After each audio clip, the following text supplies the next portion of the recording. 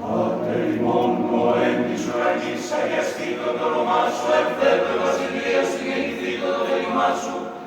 ως